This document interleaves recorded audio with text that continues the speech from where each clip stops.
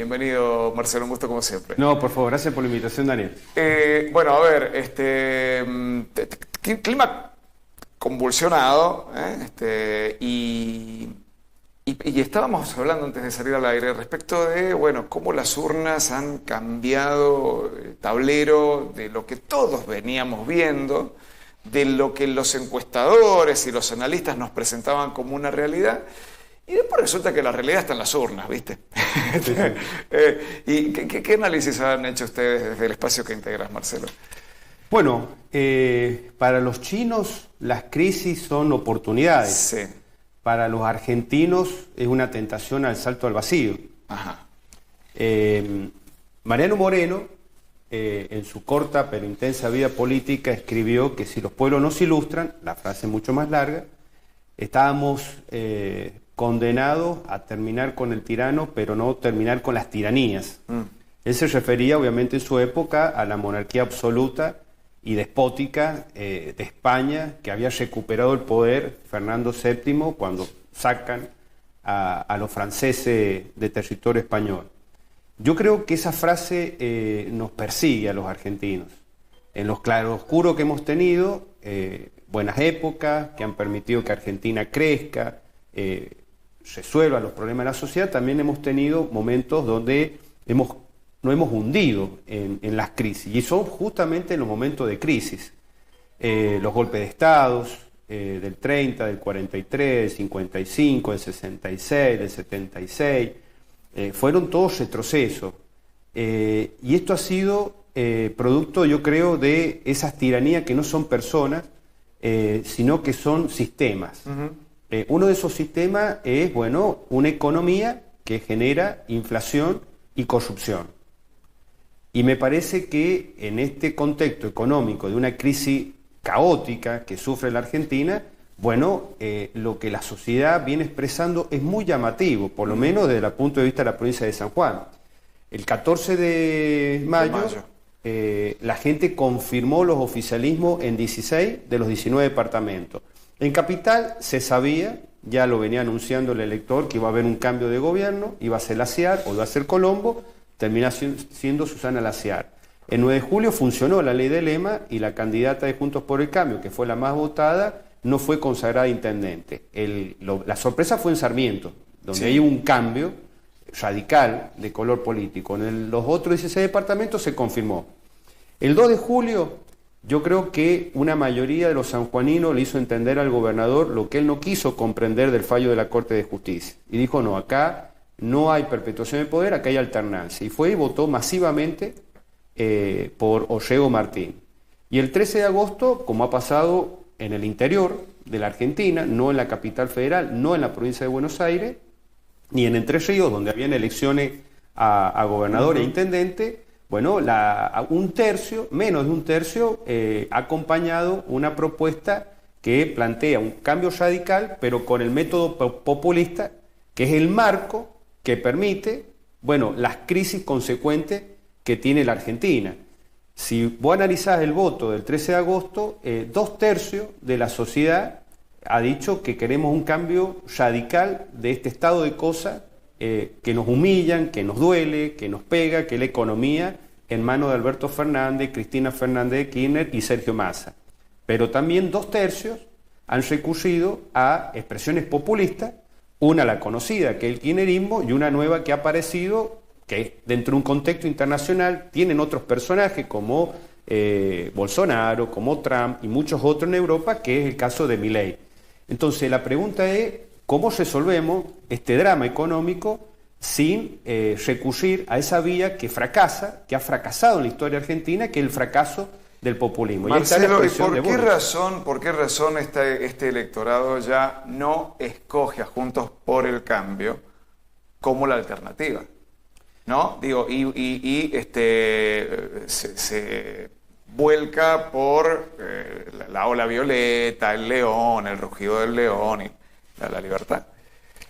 Bueno, a ver, yo creo que la elección ha sido muy pareja, sin embargo, todos esperábamos que el resultado electoral de Juntos por el Cambio hubiese sido mucho mejor de lo que fue. Y esto es lo que a nosotros, bueno, nos permite tratar de comprender esta realidad y sería la búsqueda de esos votos que no han faltado para poder ganar, en primera vuelta o en segunda vuelta. Yo creo que a Juntos por el Cambio lo ha afectado mucho la interna, que fue larguísima, tal vez una de las internas más largas de la historia democrática de la Argentina. Muy fuerte también. Muy fuerte, entre Bullrich y Rodríguez Larreta. Esa etapa se terminó, ahora estamos todos alineados atrás de Patricia Bullrich. En lo personal nosotros le hemos acompañado en su postulación desde el 2022 y creo que esto va a significar que vamos a mejorar la performance electoral sustancialmente, pero fundamentalmente porque en esta campaña, a diferencia de las anteriores, tal vez tendremos que remontarnos a elecciones donde, bueno, se estaba definiendo un escenario nuevo. Juntos por el Cambio tiene ventajas enormes con respecto a los otros adversarios. Yo la defino en tres. A ver. En primero, garantizamos gobernabilidad. Yo creo que lo que la gente ahora va a mirar para el 13 de agosto es quién está en condiciones de bancar políticamente lo que hay que hacer en la Argentina, que pasa en ordenar la macroeconomía. Hay medidas que hay que tomar y que son impostergables, inaplazables. Y no es lo mismo alguien que cuenta que puede contar con mayoría en el Congreso de la Nación, con gobernadores, con intendentes, diputados provinciales, concejales, toda una fuerza política a lo largo y a ancho para bancar la parada de las corporaciones sindicales y empresarias que no quieren que cambie nada en la Argentina. En segundo lugar, creo que Patricia demuestra un equilibrio emocional que es muy importante para estar en ese cargo de mucha tensión a los fines de poder llevar al país a buen puerto. Y en tercer lugar, tiene la honradez que no tiene el candidato Massa. Es una persona honesta, no es una persona corrupta, como es el candidato que representa lo que está significando este fin de ciclo, que es el kirchnerismo. Cuando hablas de estabilidad emocional, no la comparas con Massa. No, lo comparo con Milei. Yo creo que Milei tiene que demostrar a la sociedad que tiene el equilibrio emocional para estar en ese cargo. Yo creo que él interpreta el dolor de una sociedad que hoy se debate en comer o no comer, se debate en tener o no tener trabajo, en que no puede pagar alquiler, que no puede conseguir un alquiler, que no... los chicos que hacen delivery tienen que hacer 30 pedidos por día para poder llevar la comida a la casa. Entonces, me parece que él ha captado eso, pero se está desmoronando, a mi entender, ese marketing, ese eslogan que él ha tenido y que ha logrado que, todos los que han sido excluidos del sistema, muchos que han sido excluidos del sistema, creen que, esas posturas populistas, agresivas, violentas, pueden ser útiles para resolver los problemas de Argentina. Él basa su campaña en dos posturas, la dolarización y la casta. Ahora parece que la casta es selectiva. No son los gordos del sindicalismo que hacen 20, 30, 40 y 50 años, están apoltronados en su sindicato y que no quieren que cambie nada. Ahora no los ve mal. Ya se ha juntado con Pablo Moyano, con Gerardo Martínez, con Barrio Nuevo, quienes lo destacan. Por otro lado, me parece que el tema de la dolarización, ya no va a ser en la primera gestión, sería en una segunda gestión, luego de hacer un ajuste feroz, ya no es una cuestión racional, sino una cuestión de pura voluntad. La dolarización se daría si hay un shock de confianza en caso de ganar Milei. Y lo que se vio el 14 de agosto no fue un shock de confianza por el resultado electoral, que fue apenas arriba Milei con relación a Patricia Bullrich, sino todo lo contrario, porque la gente duda, y cuando hablamos de mercado no hablamos de personas grises que operan en las cuevas financieras, hablamos de la sociedad argentina, duda de la capacidad tanto emocional como política para poder conducir los próximos 4 años del país. ¿Cómo recibió tu sector, ¿no? El GEN, este espacio, podríamos decir el más progresista a pesar de que son halcones, ¿no? Pero digo, son como el ala más progresista de Juntos por el Cambio? La incorporación de Carlos Melconian. No, muy bien. Nosotros, de hecho, creo que el lunes, martes tenemos un encuentro con Patricia Bullrich en Buenos Aires, todo el partido GEN, para expresar nuestro apoyo a su candidatura presidencial y a que Carlos Melconian sea el futuro ministro de Economía de la provincia, del país, perdón. Ha pasado tanta agua por debajo del puente de la Argentina que hoy el debate es si lo vamos a hacer por la vía democrática o se va a hacer por una vía autoritaria que implica el populismo. Bullrich, Melconian están todos en la vereda de la democracia y ahí a nosotros nos identifica y nos une. La cuestión de Halcón es porque no solamente había que ser, se debe ser, un férreo opositor al gobierno, sino también al orden establecido. Porque si hay algo que ha ocurrido en este país en estos últimos tiempos, es que lo establecido, como decía un famoso historiador del siglo XIX, lo sólido se desvaneció. Entonces, para preservar la libertad, la igualdad de oportunidades, el Estado de Derecho, las instituciones, todos los que creemos en la democracia, ese centro muy amplio que existe en la Argentina y que trasvasa los partidos políticos, nos tenemos que juntar. Porque lo que antes existía ya no está. Los partidos tradicionales son partidos testimoniales. Nosotros estamos en presencia tal vez del derrumbe de una de las creaciones políticas que ha marcado la Argentina en los últimos 80 años, como es el Partido Justicialista. Sí. Si cayó el Partido de la Unión... Y la UCR... La UCR tuvo su evento en el 2001 y no ha logrado convertirse en ese partido político dominante como lo fue o que competía con el peronismo durante décadas de historia. Sí. Entonces estamos ante esta situación, en algo que está creciendo, en algo nuevo que está apareciendo, pero algo viejo que no termina de morir. Y en esos claroscuros, diría otro filósofo italiano, aparecen los monstruos. Entonces, nosotros tenemos que hacer una campaña de ir a hablar con la gente, con el elector, con el ciudadano, lo tenemos que abrazar porque nosotros comprendemos ese dolor, esa frustración, la hemos padecido, la padecemos, pero decirle, bueno, mire, acá en San Juan se tomó una decisión histórica que fue un cambio de gobierno después de 20 años. El gobierno que entra necesita de legisladores nacionales. San Juan sigue siendo una provincia-nación dependiente en cuanto a los recursos nacionales. Quien se presenta como una opción con la motosierra, que cada día parece que tiene menos nafta esa motosierra, habla de terminar con la coparticipación, con los recursos extraordinarios que manda a la nación a la provincia. Lo que acabamos de ver que está pasando en la CGT es producto de una profunda recesión que ha hecho que, bueno, se caiga el trabajo y se caigan los empleos. Ahora, esos trabajos, esos empleos, fundamentalmente en la provincia de San Juan son recursos públicos.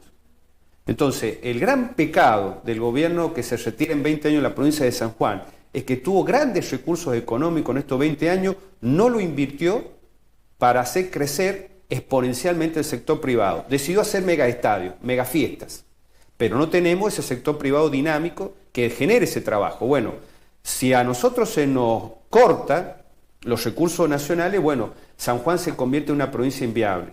Entonces, tenemos que fortalecer el gobierno provincial, hay que fortalecer a Marcelo Orrego y a Fabián Martín, votando a Patricia Bullrich como presidenta y a los legisladores nacionales Juntos por el Cambio.